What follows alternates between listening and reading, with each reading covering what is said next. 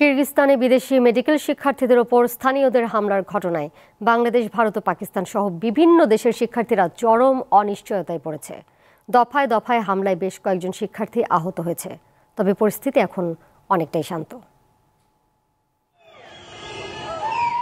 ১৩ মে কিরগিজস্তানের রাজধানী বিশকেকে মিশরের কয়েকজন মেডিকেল শিক্ষার্থীর ওপর স্থানীয়রা হামলা চালায়। পরে দলে দলে দেশটির নাগরিকরা সেখানে জড়ো হয়। এক পর্যায়ে পাকিস্তান, ভারত সহ অন্যান্য দেশের মেডিকেল শিক্ষার্থীদের ওপরও হামলার ঘটনা ঘটে। এরই ধারাবাহিকতায় বিদেশি শিক্ষার্থীদের হোস্টেলকে লক্ষ্যবস্তু করা হয়। এই অবস্থায় দেখা দিয়েছে নিরাপত্তাহীনতা। বাংলাদেশের কয়েকশো শিক্ষার্থীও সেখানে পড়ছেন। উজবেকিস্তান থেকে বাংলাদেশ দূতাবাস এ বিষয়ে খোঁজ খবর রাখছে।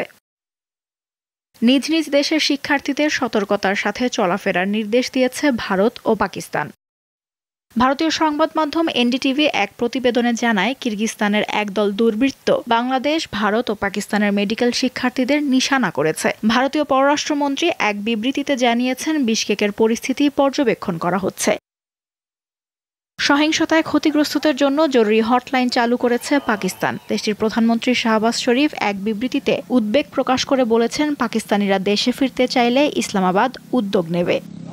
কিরগিজ পুলিশ জানিয়েছে, বিদেশিদের ওপর হামলার ঘটনায় দাঙ্গা পুলিশ মোতায়েন করা হয়েছে। পরিস্থিতি এখন স্বাভাবিক রয়েছে বলে জানিয়েছেন দেশটির সরকার। লুৎফা ফৌজিয়া, দীপ্ত, বার্তাকক্ষ।